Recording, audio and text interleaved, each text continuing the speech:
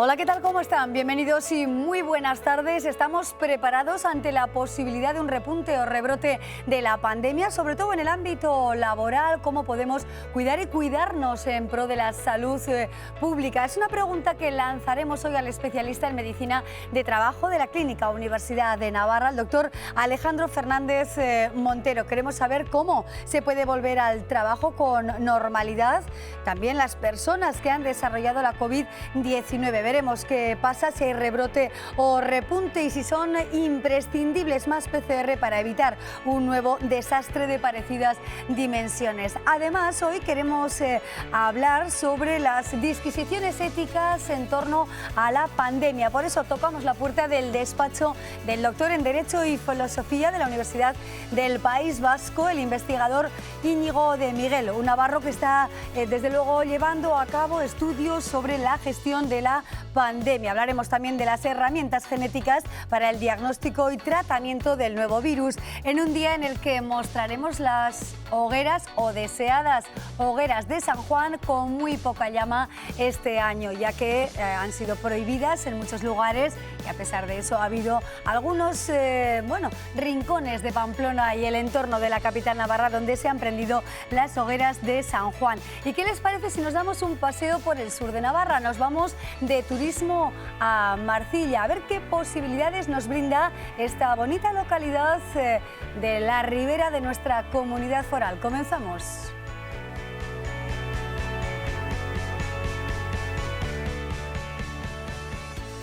Hay que revisar la respuesta a la pandemia. Es una de las cuestiones que formulamos al doctor en Derecho y Filosofía, al catedrático y especialista en Derecho Sanitario, el navarro Íñigo de Miguel. Profesor de Miguel, ¿qué tal? Bienvenido, muy buenas tardes. Hola, muy buenas tardes, encantado de estar con vosotros. Muchísimas gracias por acompañarnos.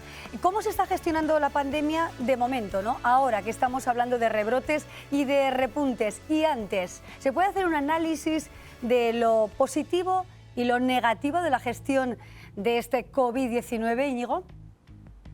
Bueno, se pueden hacer muchos análisis y se deberían hacer, sobre todo porque la mejor manera de no repetir los errores del pasado es analizar, ¿no?, qué es lo que ha sucedido. Yo lo que sí te puedo decir es que se han cometido o se cometieron muchos errores antes de que todo esto empezara por una simple razón. Era bastante obvio que más tarde o más temprano podía darse una situación de este tipo. Nosotros aprobamos una Ley General de Salud Pública en el año 2011, pero no teníamos ningún desarrollo, no teníamos prácticamente nada preparado para una situación como esta, y eso sí que es claramente un fallo. Desde luego que ha habido fallos, hemos visto también mucha improvisación. Si hubiera un rebrote, si hubiera un momento de dimensiones parecidas a las vividas, ¿qué sería imprescindible para atajar y sobre todo salvar vidas? Pues es un poco difícil de decirlo porque todavía no hemos sido capaces de comprender qué es todo lo que ha funcionado mal. Algunas cosas que sí están bastante claras es que, por ejemplo, no teníamos preparadas nuevas herramientas tecnológicas que nos podrían servir para ayudarnos a afrontar esto. Tampoco tenemos nada claro en qué es la inmunidad o qué tipo de inmunidad podemos tener desde este virus, con las consecuencias jurídicas que eso puede tener. No teníamos preparado nada sobre guías de triaje en una situación como esta. Ahora tenemos alguna cosa más, pero hay que avanzar muchísimo más en todo esto. Así que tenemos mucho camino por recorrer, la verdad. ¿Y los sistemas de información han fallado en demasía? Bueno, la verdad es que ese es un fallo crucial, ¿no? Es verdad que no es un fallo jurídico como tal. El problema que ha habido, desde mi punto de vista, y yo no soy un experto, es que hemos tenido demasiadas fuentes de datos y muy poca capacidad para agruparlos en un sistema inteligible. Eso, por supuesto, es una de las peores cosas que te pueden pasar en el manejo de una situación como esta, porque los epidemiólogos se basan en datos. Cuantos menos datos tienen o menos fiables son, menos van a conseguir hacer. Eso sí que es. Claro, sin duda. Efectivamente, la información y la transparencia son cruciales, ¿no?, en un desarrollo como este. ¿Y los desafíos éticos que afloran en tiempo de pandemia? Bueno, pues lo hemos visto que hay muchísimos. Para empezar, el desafío que a nadie nos hubiese gustado vivir, ¿no?, que es la cuestión de que no hay recursos suficientes para todos en una situación como esta y tienes que decidir a quién se lo asignas. Eso es lo que se llama tener que realizar un triaje en una situación de crisis. Eso plantea enormes problemas éticos. Dentro de poco es probable que los tengamos en relación con a quién asignamos primero la vacuna, ¿no? Suponiendo que tengamos una disponible. Y por supuesto hemos tenido un montón de problemas éticos, como por ejemplo pensar hasta qué punto podemos pedir a según qué colectivos, como los profesionales sanitarios, por ejemplo, que se expongan a una situación para la que no están preparados. Y los límites también de la inteligencia artificial, ¿no? Estamos ahora en un momento de reconstrucción del país, de planes también aquí en Navarra, ¿no? Para reconstruir nuestra comunidad foral desde diferentes aspectos, y se está poniendo la mirada en la inteligencia artificial. Pensemos en la inteligencia artificial para, de alguna manera, evitar, ¿no?, la propagación del virus. Pero ¿cómo será ese uso de la inteligencia artificial para que no cercenen nuestros derechos y nuestra intimidad?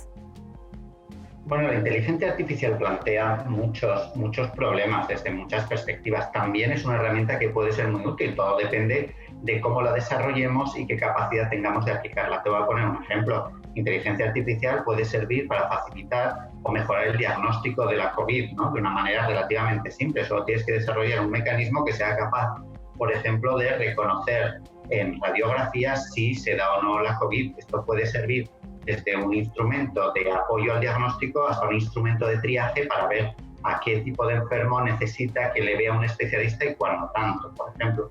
También puede servir, no directamente inteligencia artificial, pero sí nuevas tecnologías para realizar las famosas geolocalizaciones, ¿no? Es decir, que las utilidades son muchas. Peligros también los hay, claro. Los peligros suelen tener que ver con problemas de privacidad, entre otras cosas, ¿no? De ver cuánto se vulneran, pues, parte de ese derecho, ¿no?, a la autodeterminación sobre nuestros datos. Claro, pero eso se puede acotar, atajar, por ejemplo, en nuestro país, en España, en nuestro continente, en Europa, frente quizá a otros ejemplos en Asia o en otros lugares del mundo. Nosotros tenemos sistemas que en principio son muy garantistas para los derechos de las personas, ¿no?, para la privacidad, por ejemplo. Así que yo entiendo que sí que se puede hacer. La cuestión es siempre establecer un balance, y esto es muy complicado, porque si tú le preguntas a una persona así en crudo, ¿usted está dispuesta a renunciar a su privacidad a cambio de tener más seguridad? Y todo el mundo te va a decir sí. El problema es que eso suele ser un falso dilema, es decir, no es que tenga que ser una cosa u otra, sino que el reto consiste en conseguir conciliar las dos cosas de una manera razonable, que es en lo que estamos. En cuestiones de filosofía, profesor de Miguel, doctor de Miguel, el confinamiento como medida preventiva en principio ha sido efectivo. Estamos viendo ahora que con el fin del estado de alarma parece que todos nos hemos relajado muchos y están apareciendo nuevos casos. ¿Ha sido filosóficamente, podríamos decir, aceptable el confinamiento para todos los grupos de población, o habría que revisar también esta idea? Yo entiendo que en general el confinamiento era necesario, o parece que lo era, pues porque estábamos en una situación en la que no nos podíamos permitir, ¿no?, que siguieran subiendo los casos, evidentemente sin ser epidemiólogo. Pero yo creo que de cara a un futuro tendríamos que revisar también cuáles deberían ser los protocolos exactos para una situación de este tipo. También es verdad que este virus en concreto ha sido particularmente complejo de gestionar por una simple razón, es que no afecta a todos los grupos de edad de la misma manera, con lo cual es todavía más complicado saber si las restricciones tienen que ser las mismas, cómo hay que establecerlos y demás. Y no nos olvidemos por lo menos de una cosa, yo creo que al menos tendríamos que repensar el papel de los niños en todo esto y cuánto tenemos que restringir los derechos de los niños, que son los que quizás son más vulnerables, ¿no?, en muchos sentidos. Exacto, están precisamente en el punto de mira, profesor, porque es cierto que se está hablando ya del modelo educativo, del futuro curso y también de cómo les ha afectado, ¿no?, en su forma de relacionarse, incluso emocionalmente, mentalmente, este confinamiento tan duro para todos, pero tan duro, la verdad, para la población infantil. ¿Por dónde podría ir quizá una práctica más adecuada en este sentido? Yo creo que tenemos que pensar, aunque esto es más una cuestión de pedagogos, ¿no?, incluso de psicólogos infantiles, que nos expliquen cuáles son exactamente las necesidades de los niños, porque mi sensación desde fuera es que los niños necesitan algunas cosas, ¿no? Necesitan jugar, necesitan tomar el aire, sobre todo los niños quizás muy pequeños, ¿no?, que son los que lo viven peor. Y mi sensación, perdona que te lo digas, que sus padres puede que también, ¿no?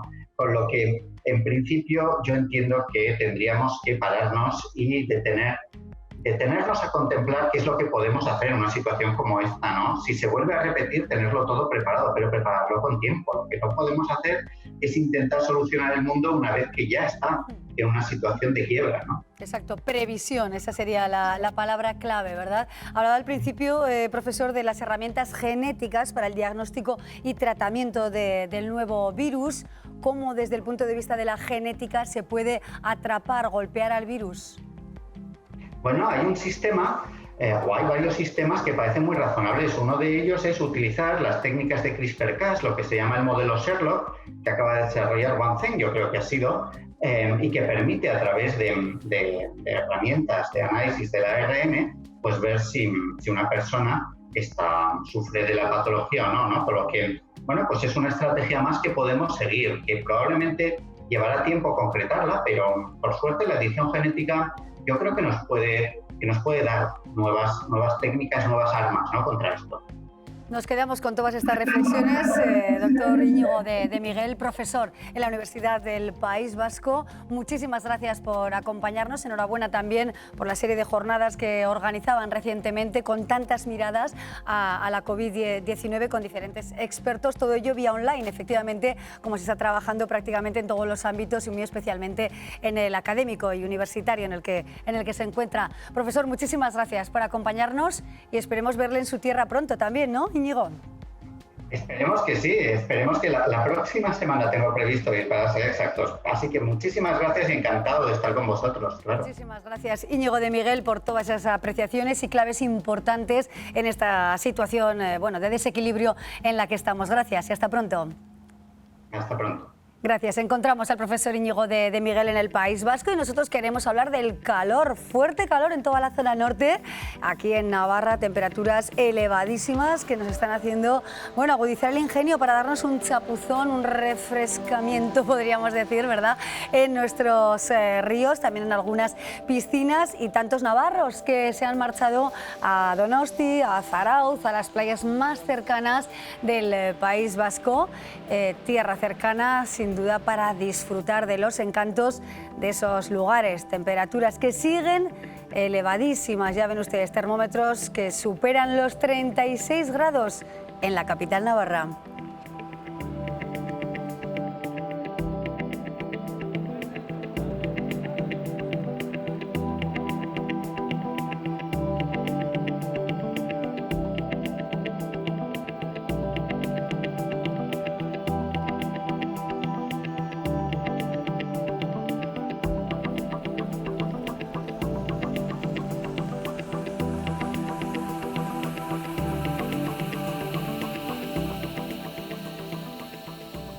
Cielos azules y mucho calor. Estamos en pleno verano y gran ola de calor. Calor también el de las llamas de las hogueras de San Juan. Normalmente, aunque este año las hogueras han tenido muy poca llama porque apenas ha habido hogueras. Ayer el equipo de reportajes de Navarra Televisión recorrió con ayuda de Policía Municipal algunos de los escenarios de las supuestas hogueras de San Juan. Y este es el resultado. Es una imagen insólita, una noche de San Juan sin su tradicional hoguera. Solía haber hoy, no sé si habrá este año. No, pero este año no habrá, sí. Anoche no prendió la mecha de ninguna. Tampoco se celebraron los rituales que le acompañan. No hubo saltos, no se arrojaron los apuntes de bachillerato para mantener vivo el fuego y menos aún el asado en parrillas. Y se asaban sardines, se asaban de todas las cosas. Y luego venía un olor a chistorra y a tocino. Los agentes de Policía Municipal de Pamplona controlaron todos los rincones donde es habitual montar las hogueras. Suele estar esto vacío, totalmente vacío. Se avisa días antes y se vacía todo el parking, prácticamente no se permite el estacionamiento para poder realizar o hacer o montar las hogueras. Y en este caso, como podéis comprobar, no hay nada, o sea, no hay nada preparado, ni está el parking como está habitualmente. En este caso tenemos aviso de estar toda la noche pendientes de que si se prende fuego, se enciende alguna hoguera, pues estar preparados para actuar en este caso. En principio no hay ni una sola zona en la que hemos visto ninguna hoguera preparada. La que se considera la noche más corta y mágica del año alrededor de una hoguera tendrá que esperar al año que viene para recuperar la chispa perdida. Bella estampa con la que terminábamos ese reportaje, esas hogueras que saltaremos, si todo va bien, el año que viene. Este año lo que sí vamos a hacer es disfrutar de Olite, de Tafalla y del Festival de Teatro Clásico de Olite, que llega en las mismas fechas de siempre, con muchas compañías navarras como protagonistas. El director general de Cultura, Iñaki Apesteguía, está con nosotros. ¿Qué tal, Iñaki? Bienvenido, buenas tardes. Hola, muy buenas tardes. Gracias por acompañarnos y además por darnos una muy buena noticia, porque se mantiene el Festival de Teatro Clásico, eso sí, con todas las precauciones y protocolos de seguridad, ¿verdad? Sí, pues muchas gracias a vosotros por la invitación y efectivamente nos mantenemos con el programa de Olite, unas decisiones que han sido difíciles a lo largo de estas semanas, como todo el mundo se puede imaginar, una programación que ya estaba enfocada, porque en este tipo de proyectos pues se trabaja a años vista o a meses vista, y a partir de la crisis sanitaria lo hemos tenido que reorientar, reformular, pero una satisfacción plena que se pudo ver ayer en la rueda de prensa, incluso con factores emocionales, con todo lo que se ha trabajado durante estas semanas, pues para poder seguir con el festival, con su esencia, en las mismas fechas, poniendo en valor la cultura en general, también poniendo por supuesto en valor la creación y la creatividad navarra, y en un marco incomparable como es nuestro pueblo de Olite y como es nuestro castillo. Efectivamente, del 17 de julio al 2 de agosto se mantienen esas fechas. Como decimos, sin duda va a ser un banco de prueba, podríamos decir así, ¿no?, de los grandes eventos teatrales. Toda una experiencia novedosa y un auténtico reto, ¿no, Iñaki? Sí, ayer el director artístico lo indicaba perfectamente. Creo que todos nos reorientamos y nos reformulamos tanto en el ámbito de la creación, de las propias compañías, en la forma de ensayo, en la forma de trabajar, y los que estamos en el ámbito de planificación o de gestión también lo enfocamos de esa manera, ¿no? como un renacer y con toda la energía del mundo, ¿no? Se habla también, ¿no?, sobre que el Festival de Olite es el primero que se va a poner en marcha casi a nivel nacional. Sí que es el primero que mantiene sus fechas, y esperemos que este esfuerzo que se está realizando pues también sirva de polea para demostrar que con las medidas sanitarias y de higiene suficientes, con esfuerzo, con creatividad también, pues se pueden hacer cosas en el ámbito cultural, que es muy importante en estos momentos. Claro, que nos contagiemos de todo lo bueno de la sociedad y del teatro y no de la COVID-19. Eso es lo que todos deseamos absolutamente, y también sin duda el equipo de cultura del Gobierno de Navarra. Va a haber teatro, pero también danza, música, circo y, como decía, ¿no?, 25 funciones con grupos navarros, muchos grupos navarros, hasta 14. Sí, el festival está marcado, creo que por varios elementos. El primero, por no perder la esencia del festival. Un festival que siempre ha venido con una premisa de calidad y con una premisa de Navarra, pero también de una perspectiva programática a nivel nacional. Es cierto que hay una variedad en las disciplinas, en la cultura vive de esta hibridación, de esta disciplinariedad en el ámbito de danza, de música y por supuesto de teatro, y el festival no puede estar ajeno a ello, y evidentemente por las medidas de higiene y seguridad.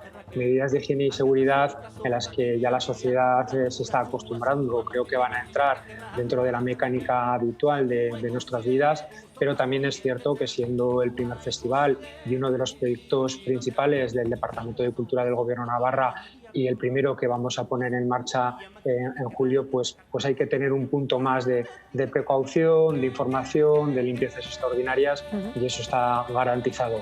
Siempre sin perder la esencia de lo que es el festival. Sí, sí, mascarillas todos, ¿verdad? También la distancia de seguridad, para eso se adaptarán los diferentes espacios, y esas mantitas que a veces vienen tan bien, ¿verdad?, en el espectáculo al aire libre, en el festival, pues seguramente este año entiendo que no se pondrán, porque sería igual contrario un poquito a la seguridad de la salud pública, ¿no?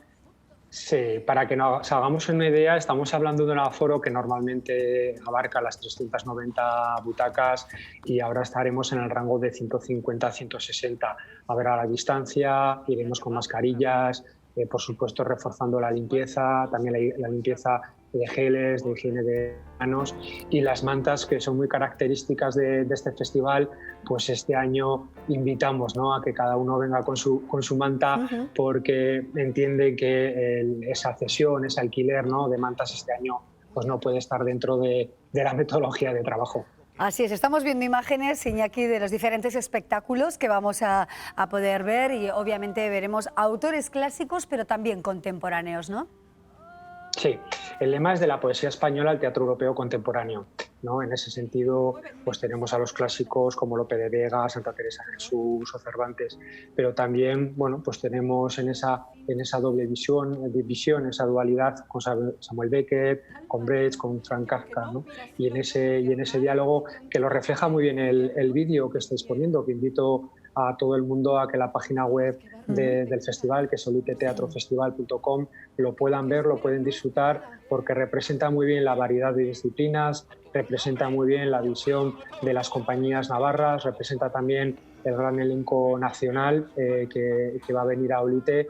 Y bueno, respecto a la presencia navarra, encaja no solamente con las políticas culturales que tiene este gobierno de potenciación de la creatividad navarra, sino que también encaja con la puesta en valor en este momento de lo más cercano, de lo nuestro, de lo navarro, que también tiene una gran calidad, como podemos ver en la trayectoria de las compañías que tenemos en cartel, y que los proyectos más novedosos o que están en fase de creación también tienen su hueco en poética teatral, con lo cual hay un equilibrio nacional navarro, hay un equilibrio entre trayectorias consolidadas, nuevos proyectos, que consideramos que hace que ese equilibrio sea diferencial en esta programación. Pues nos quedamos con todo esto que nos aporta Iñaki. Sin duda ha habido que cancelar a compañías internacionales, como se puede imaginar, pero la calidad del Festival de Teatro Clásico se mantiene con formaciones cercanas y no tan alejadas, ¿no?, de todo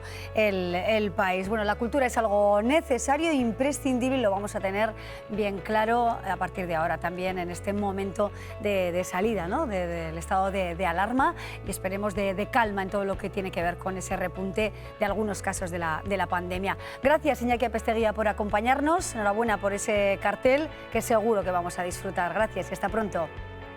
Muchísimas gracias. Gracias, de verdad. Y nosotros también hoy hemos disfrutado no solo del teatro, sino de la música, porque la gran compositora Vanessa Garde hoy está aquí en la capital navarra y ha presentado su última obra, una composición musical para la película D'Artagnan.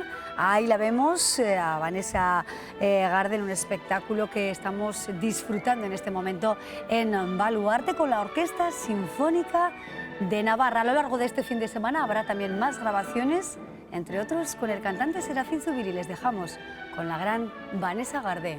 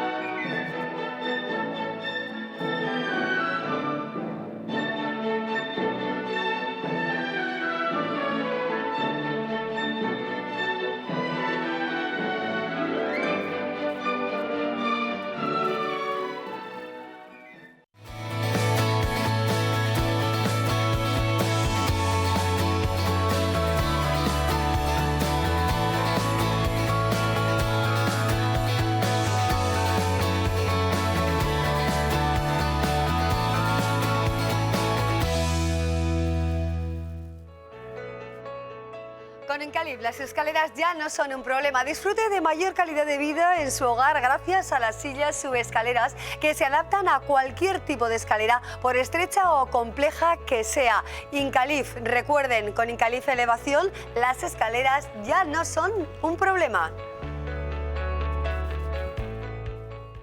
el regreso al trabajo, a la normalidad del mundo empresarial de los enfermos de COVID-19, de aquellas personas que hemos estado cerca, por supuesto, de todo lo que concierne a este virus. Ese es el tema que vamos a abordar ahora con el especialista en medicina de empresa, medicina del trabajo, el doctor Alejandro Fernández Montero. Es doctor en la Clínica Universidad de Navarra y nos acompaña. ¿Qué tal, doctor? Bienvenido, buenas tardes. Hola, buenas tardes. Encantado de estar aquí con vosotros. Muchísimas gracias. Enhorabuena también por esos artículos que ha publicado usted junto con la Universidad de Texas, también de Monte Sinaí, de Inglaterra. Bueno, en definitiva, un estudio importante publicado en una revista muy relevante inglesa en la que se nos dan algunas pautas para volver con normalidad al trabajo. ¿Qué sería lo más importante en este sentido? Doctora, a usted ya le vemos con mascarilla y no es casualidad, ¿verdad? Efectivamente, o sea, de hecho quería dejar la mascarilla puesta porque realmente estoy mis 8 horas de trabajo con la mascarilla puesta, ¿no? O sea, es fundamental para parar la transmisión de la enfermedad, las medidas de protección, de prevención primaria, como es la mascarilla, como es el distanciamiento social. O sea, he visto que algún contertulio también hablaba antes de esto y lo tenemos que tener muy en cuenta, ¿no? Así es, atención por tanto, nada de decir que nos da calor, que nos molesta, sino que tenemos que adaptarla a nuestro día a día como si fuera un elemento más de nuestro vestuario y en este caso más que importante, ¿no? Doctor, la vuelta al trabajo en una situación de rebrote, de repunte, estamos todavía en un momento de dificultad, ¿no? De anormalidad a pesar de la vuelta a la normalidad. O sea, yo creo que ha habido mucho sufrimiento en la salud, ha habido mucho sufrimiento de personas, ha habido muchos fallecidos y está habiendo también mucho sufrimiento económico, ¿no? Entonces, todas las medidas que pongamos para prevenir otra vez esta situación que hemos estado, creo que serán en magnitud menor de lo que hemos pasado, ¿no? Entonces, para facilitar esta reincorporación al trabajo de los enfermos que han tenido COVID, es principal por la parte de los médicos establecer esta fase de final de enfermedad, esta fase donde el trabajador se pueda incorporar o reincorporar a su trabajo de forma segura para él y sin contagiar a terceras personas. Así es, importante la información, ¿no? Transmitir seguridad también en este sentido en el entorno laboral. ¿Podemos o debemos pedir a nuestras empresas toda la información para de alguna manera volver a la calma en unas circunstancias de no ansiedad, de no estrés, de no miedo, ¿no? O sea, ya han demostrado numerosos países que pueden estar abiertos, funcionar, que funcionen sus economías y a la vez estar seguros frente al COVID, ¿no? Ha habido países que han mantenido un estado de abierto y no han tenido más enfermos que nosotros, o sea que es totalmente posible. Claro, la forma de organizar el trabajo también ha cambiado de forma muy notable, con una apuesta clara, imprescindible, ¿no? Y necesaria en muchos casos por el teletrabajo. Una fórmula que se va a mantener, cree que ha sido óptima, que de alguna manera nos protege a todos de una tragedia de dimensiones similares o mayores. Sí, o sea, una prevención primaria para el COVID es la no exposición con otras personas que tengan la enfermedad, ¿no? Entonces, el teletrabajo claramente previene de esa exposición, ¿no? O sea, trabajos que se puedan realizar desde casa y no sean de atención al público, pues ha sido una buena forma de mantener la actividad empresarial y disminuir el riesgo de transmisión de la enfermedad. ¿Le encuentra quizá algún pero, alguna pega, como se suele decir coloquialmente, a esta fórmula de trabajo en remoto? Bueno, o sea, ya la experiencia de mis trabajadores, mis pacientes que están viniendo y han teletrabajado, bueno, pues me dicen que efectivamente, o sea, pues tenían que seguir manteniendo su trabajo, su actividad laboral y manteniéndose también a cargo de sus hijos en casa, ¿no? O sea, que todo a priori podías pensar que es mucho más cómodo teletrabajar, pero bueno, también supone un esfuerzo del trabajador para poder realizar las dos cosas a la vez.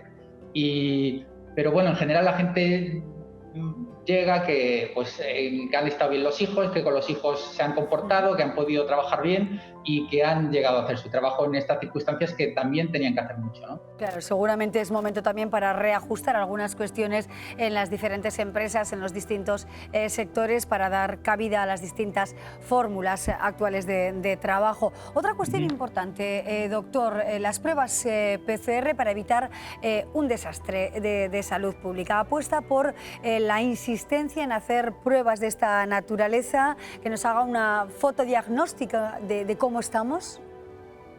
O sea, ya en el final del mes de abril ya había estudios en donde decían que los países que mayor cantidad de PCRs habían hecho en su población eran los países que menos enfermos por millón de habitantes tenían, ¿no? O sea, el diagnóstico temprano de pruebas PCRs es fundamental para frenar la transmisión. O sea, hoy no tendríamos perdón si tenemos casos sospechosos de COVID, que únicamente con esas sospechas los aislemos en casa sin hacer un diagnóstico de certeza. Porque ese diagnóstico de certeza no solo nos va a permitir conocer con más claridad la enfermedad o diagnosticar con mayor claridad la enfermedad, sino también lo que es fundamental, la búsqueda de contactos estrechos. Y para hacer esta búsqueda es fundamental no solo encontrarlos a todos, sino encontrarlos en un tiempo muy corto, para que la enfermedad no se transmita. Entonces, esa PCR temprana es fundamental para frenar esa transmisión. Claro, la rapidez, ¿no? Algo, desde luego, hemos aprendido de la importancia de este mecanismo. Además, es que no podemos decir, ¿no?, que la COVID pues vaya a desaparecer con seguridad de nuestro medio. ¿Podría aparecer, por ejemplo, como una epidemia estacional, doctor? O sea, yo creo que no podría decir cómo aparecer, pero la experiencia nos dice que tenemos que estar preparados para cualquier escenario. Para escenarios de pequeños rebrotes, como los que estamos viviendo, actuar pronto y frenarlos. Para un escenario de enfermedad estacional, algo parecido a la gripe, que en los meses de otoño e invierno vuelva a aparecer con fuerza y estar preparados para frenarla. O incluso para un escenario en donde veamos poco a poco que van desapareciendo los casos y al final ojalá desaparezca la enfermedad, ¿no?, antes incluso de llegar la vacuna. Así es, precisamente ahí quería llegar, porque efectivamente todavía los plazos no son seguros, poco sabemos con absoluta certeza de momento de cuándo tendremos la vacuna a disposición de todos, ¿no?, sin discriminación alguna. O sea, hay datos que nos van llegando, ¿no?, de la OMS de cuándo pueden llegar esas posibles vacunas. Normalmente la experiencia que tenemos con otras enfermedades es que luego se retrasa según los primeros datos que nos van dando. Entonces hay que estar preparados para saber convivir con el COVID sin que nos afecte de una manera tan fulminante como nos pasó en marzo, ¿no? Así es, pues preparados, por tanto, ¿no?, para que de alguna manera el impacto no sea a todos los niveles tan brutal como este que hemos vivido desde el 13-14 de marzo hasta la actualidad, esos casi 100 días, ¿no?, de estado de alarma. Profesor, muchísimas gracias por acompañarnos, atendemos muy bien a sus indicaciones, el uso imprescindible de mascarillas, la distancia y el no relajarnos, porque no estamos seguros todavía, ¿no?, ni seguras. Gracias, profesor Fernández, y hasta pronto. Muchísimas gracias por su trabajo. Muchísimas gracias a vosotros por la invitación. Gracias. Nosotros estamos muy pendientes de todo lo que pasa a nuestro alrededor y cerquita están los Sanfermines. Se reúne próximamente la mesa de San Fermín. Veremos a ver con qué ideas también para minimizar desde luego el impacto de la COVID y para ver cómo nos vamos a comportar, ¿no?, durante estas fiestas. Hay ejemplos que queremos contarles hoy. Por ejemplo, el del bar Cancha, que a pesar de tener muchos almuerzos reservados, ha dicho que no dará almuerzos porque respeta la situación actual. Hay que tener cuidado y no dejarse llevar por las ganas de fiesta, que estamos más o menos en alarma todavía, vean. El objetivo es evitar esta imagen en tiempos de pandemia. ¿Cómo vamos a vender Pamplona? ¿Como ciudad, como destino seguro y serio y responsable? o como un destino de desmadre. A pesar de tener todas las reservas completas para los almuerzos el 6 y 7 de julio, lo que se denomina los no Sanfermines, este bar, el Bar Cancha, ha decidido cerrar por responsabilidad y para evitar aglomeraciones. Te hace pensar, o sea, tanta reserva, y dices, pero claro, tú multiplicas por bares y dices, ¿cuánta gente va a haber por Pamplona? Bajan la persiana y renuncian por responsabilidad a las ganancias que podrían haber sacado esos días. Puede ser un dinero que igual no sale caro. Es fenomenal que cierren absolutamente todo. Hombre, es lo más prudente, por supuesto, ¿no? Tal como están las cosas, da mucha pena, muchísima, pero es lo más prudente. Lo entiendo también por las circunstancias. No es momento de aglomeraciones, se nos va a ir de las manos, vamos a salir en las noticias. Ante esta situación crece la preocupación en el sector hostelero. A partir de las 12, ¿cómo conseguimos que la gente respete todo el 1,5 metros después de 2 copas? La gente que pueda haber en cada bar, es que es imposible. Intentar descongestionar la calle como sea el día 6 y 7, que es lo que más miedo nos da a todos en general. Para dar respuesta a los interrogantes sobre los almuerzos y las aglomeraciones, se ha convocado el próximo 1 de julio una reunión telemática de la Mesa de los Sanfermines. Ahí, colectivos y grupos municipales insistirán en la idea de la cancelación total de los eventos festivos. Además, este viernes, la presidenta de Navarra y el alcalde de Pamplona se reunirán en un desayuno informativo para hablar sobre la suspensión de los Sanfermines. Atención a esos ejemplos en solidaridad con las personas en general, con todos nosotros que somos susceptibles, ¿verdad?, de caer enfermos por la COVID-19. Veremos seguro nuevas iniciativas de la hostelería, que sin duda está sufriendo, ¿no?, el mazazo de este virus al que hay que darle claramente una patada. Bueno, nosotros seguimos adelante y no vamos a dar ninguna patada, sino que vamos a abrir la puerta de una casa rural preciosa en Marcilla. El equipo de reportajes de La Muga ha estado allí, precisamente en Marcilla, disfrutando de los encantos de este pueblo, por ejemplo, del castillo y de todos los establecimientos de ocio que ponen a nuestra disposición. Vamos a verlo. El sector de turismo ha sido uno de los más perjudicados por el coronavirus, pero lugares como este, como esta casa rural de Marcilla, abre de nuevo sus puertas. Juana, María e Ismael son madre e hijo y nos enseñan La Cerrada, una casa rural de Marcilla que han ido construyendo con mucha ilusión año a año. Ha sido todo pues poco a poco y yendo añadiendo cosas todos los años, y este último año pues hemos hecho la piscina climatizada para disfrutar durante todo el año, se podría decir. Lleva abierta desde 2015 sin dejar de acoger ni un solo día a nuevos turistas, pero lo que no se esperaban era tener que cerrar de la noche a la mañana por la pandemia. Yo tenía la casa llena a partir de marzo. Resulta que me llama turismo, que sacase a toda la gente, que venía un virus agresivo. Esta familia abre con más ilusión que nunca y tomando las medidas de seguridad pertinentes. Las estancias son grandes, una casa antivirus, porque pueden estar uno en un lado y a los metros que dicen de estar. La Cerrada, una casa rural para todo tipo de público. Además, tiene piscina climatizada todo el año y es el lugar idóneo para disfrutar y desconectar. Esta casa rural ofrece un trato excelente a todo tipo de clientes, aunque Juana Mari saca su lado más humano con los más mayores. Cuando viene un grupo y me vienen con unos padres, me alegran un montón. Me emocionan, porque yo he tenido, pues no sé si la gracia o la desgracia, de estar con mi madre con Alzheimer, estar mi tío con Alzheimer, una enfermedad espantosamente mala, que cuando los veo me alegra muchísimo. Son todos preferidos míos, pero los más preferidos son los mayores y los críos. La casa está dividida en 2 plantas y cuenta con 4 habitaciones que resultan muy acogedoras. La prueba está en que ya han colgado el cartel de completo hasta dentro de unos meses. Hasta septiembre lo tengo ocupado y espero ir añadiendo más gente a la lista. Y muchos repetidores. Lo digo de repetidores porque en estos negocios es muy bueno tener repetidores. Yo desde que abrí la casa tengo repetidores. No de ahora, desde que abrí la casa el 2015. Con la apertura de este alojamiento y de muchos otros, se reactiva este importante sector en la comunidad foral, que mueve cientos de millones de euros anuales y emplea a centenares de profesionales. Nos ha encantado sin duda la experiencia en esta casa rural y sin duda también sus promotores, ¿no? Que disfrutan sin duda con lo que hacen. Como disfruta también de su trabajo y del impulso al Museo de la Conserva. Es el caso de Pepe Salcedo, que es el gerente de Conservas El Navarrico y el impulsor del Museo de la Conserva en San Adrián. ¿Qué tal, Pepe? ¿Cómo estás? Buenas tardes. Hola, buenas tardes. Pues muy bien, a pesar de las circunstancias, muy bien, habrá que decir. Muchísimas gracias, a pesar de todo lo que estamos viviendo y además del calor intenso, ¿no, Pepe? Que también nos está haciendo sufrir un poco, ¿no?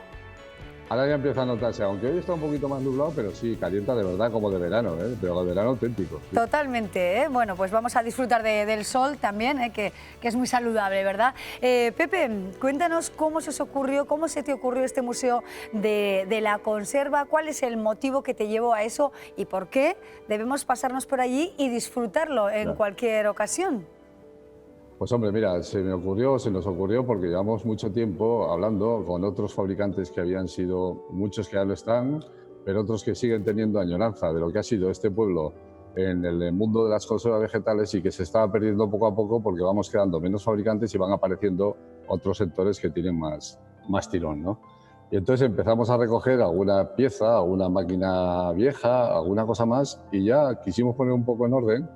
Y aquello se nos fue de una cosa a otra, de una cosa a otra, empezaron a aparecer paneles, audiovisuales, etcétera, etcétera, y ya hicimos una cosa que es bastante sencilla, pero yo creo que muy bonita de ver.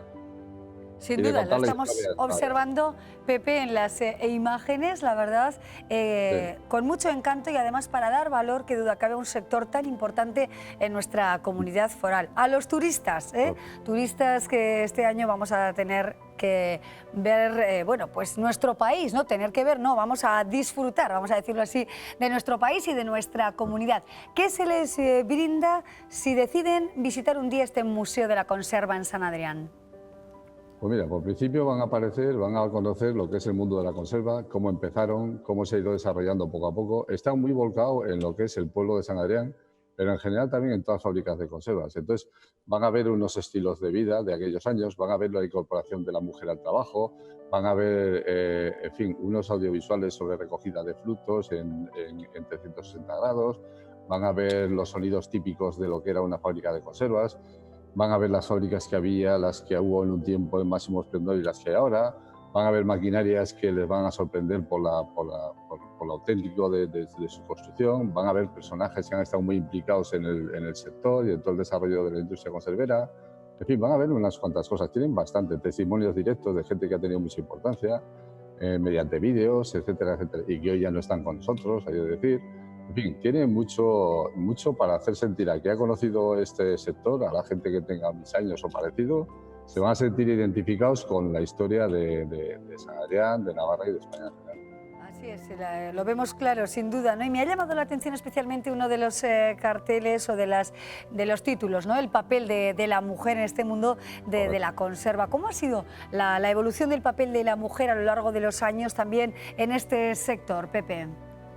Pues hombre, en este sector que inicialmente demandaba mucha mano de obra y bueno, no había suficientes hombres y empezaron a aparecer, pues yo creo que la figura de la mujer en la fábrica de conservas.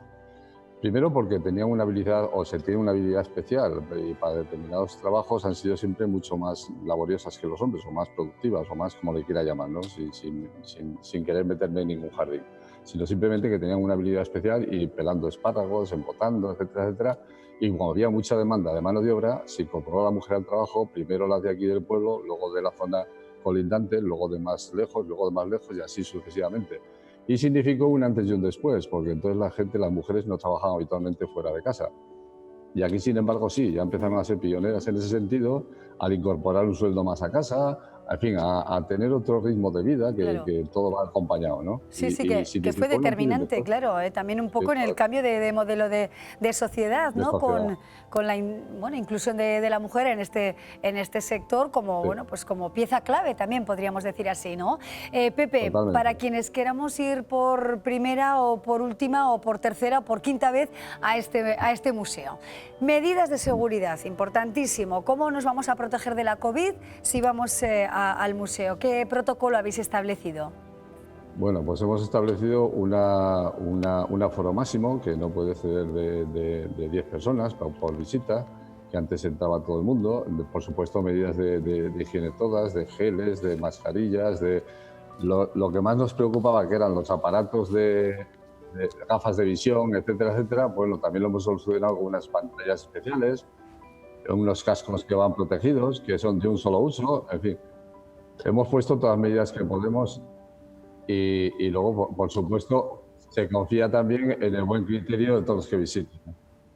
Así es. Bueno, pues el buen criterio, el respeto a los demás, efectivamente, y todos los cuidados para protegernos. Pero protegidos podemos disfrutar y luego llevarnos unas conservas deliciosas, ¿verdad? Del Navarrico y bueno, y luego pues cenarlas en casa, por ejemplo, ¿no? Después de una visita. Pepe Salcedo, nos quedamos con todo eso, estamos viendo todas esas conservas maravillosas de los alimentos propios de Navarra y nos está casi entrando ganas de merendar, la verdad. Gracias, Pepe Salcedo, nos veremos pronto. Os esperamos a todos, muchas gracias. Gracias y muy buenas tardes. Pues ahí tenemos el rico producto de Navarra y el Museo de la Conserva en San Adrián, un pueblo que merece la pena una visita, sin duda alguna. Bueno, nosotros estamos ya a punto de decirles adiós, pero no nos vamos todavía porque tenemos mucha música que ofrecer, que brindarles, ¿no? Por ejemplo, en Baluarte se celebra el Kilómetro Cero Festival estos días, adaptado a las nuevas circunstancias, y este fin de semana hemos disfrutado de varios conciertos por streaming en el gran escenario de Baluarte y todos conectados a través de la página web y de las redes, ¿no? Entre otros conciertos, el del Columpio Asesino, vean.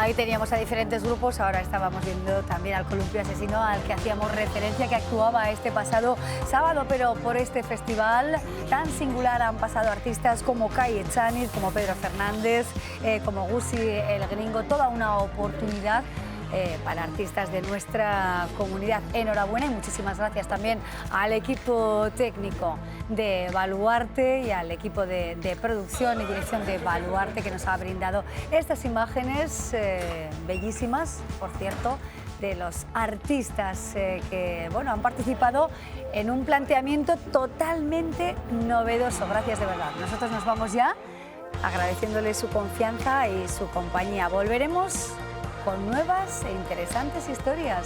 Adiós.